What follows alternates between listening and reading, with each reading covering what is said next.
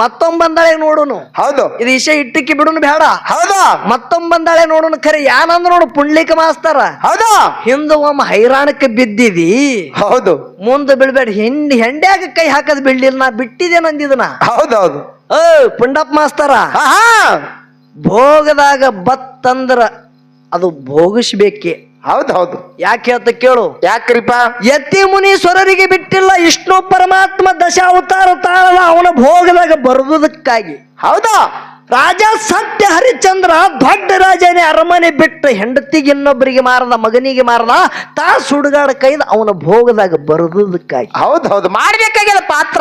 ಜಗತ್ತದ ಒಡೆಯ ಪ್ರಭು ಶ್ರೀರಾಮಚಂದ್ರ ಜಗತ್ತದೇ ಮಾಲಕ್ಕಿದ್ದ ಕರೆ 14 ವರ್ಷ ವನವಾಸ ಕಳೆದ ಅವನ ಭೋಗದಾಗ ಬರುವುದಕ್ಕಾಗಿ. ಹೌದೌದು. 5 ಮಂದಿ ವೀರಸೂರ, ಭೂಮಿ ತೂಕದ ವೀರಸೂರ ಮಕ್ಕಳು ಪಾಂಡವರಾಗಿ ಹೋದ್ರು.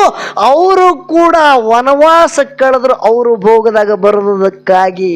ಹೌದೌದು. ಅದರಂತೆ ಆಳ್ಗಿ ಪಿಂಟು ಮಾಸ್ತರ್ನ ಭೋಗದಾಗ 1 ವರ್ಷ ವನವಾಸ ಇತ್ತು. ಆ ಭೋಗದಾಗ ಬರದಂತೆ ನಾ ಬರೇ ನಾಟಕ ಮಾಡಿದ ಅಟ್ಟೆ, ನಂದ್ಯಾವದ ಆಟಿಲ್ಲ. ಹೌದಾ? ಇಲ್ಲಿದ ಬರೇ ನಾ ಆಳ್ಗಿಗೆ ಹೋಗತ್ತ ಅನ್ನೋದು ಗ್ಯಾರಂಟಿ ಇಲ್ಲೋ ಪುಂಡಣ್ಣ. ಹೌದೌದು. ಯಾನ್ ಹುಡಿದಿನಿ ನಾಟಿಲ್ಲಿ. ಭಗವಂತ ಹ್ಯಾಂಗ ಬರ್ದ ಹಂಗ ಹಾಕ್ಬೇಕಾಗ್ಯದ. ನಾ ಹಾಡ್ದಂಗ ನೀ ಹಾಡು, ನಾ ಮಾತಾಡ್ದಂಗ ಮಾತಾಡು. ನೀ ಭಾಳ ಶಾಣೆ ಅನ್ನು. ನಿನ್ನ ಮ್ಯಾಗ ಕಾಲು ಕೊಟ್ಟು ಹೋಗಂತ ಭೂಮಿ ತೇಲಿ ಮ್ಯಾಗ ಕಲಾವಿದರಾಗಿ ಹೋಗ್ಯಾರ. ಹೌದಾ? ಯಾರು?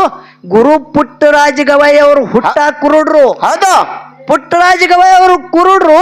ಖರೆ ಅವ್ರ 14 ಏನು ಸಂಗೀತದೊಳಗೆ ಬರ್ತಿರ್ತಕ್ಕಂಥ ಒಂದೊಂದು ವಾದ್ಯಗಳು ಕಣ್ಣಿಲಿ ಕುಡ್ಡಿದ್ರು ಹಿಂಗ ಬಾಯಿಲಿ ಮುಖಾಂತರ ಮಾತಾಡ್ಬೇಕಂತ ವಾದ್ಯಗಳ ನುಡಿಸಿ ಜಗತ್ತದಾಗ ಅಂಧ ಮಕ್ಕಳಿಗೆ ದಾರಿಗೆ ದೀಪ ಆಗಿ ಹೋದ್ರು ಪುಟ್ಟರಾಜ ಗವಾಯಿ ಅವರು. ಹುಚ್ಚ, ನೀಯಾಗಿಡದ ತಪ್ಪಲ್ಲ, ನಾಯಾಗಿಡದ ತಪ್ಪಲ್ಲ. ಹೌದು, ಹೌದು, ಹೌದು, ಹೌದು. ಆ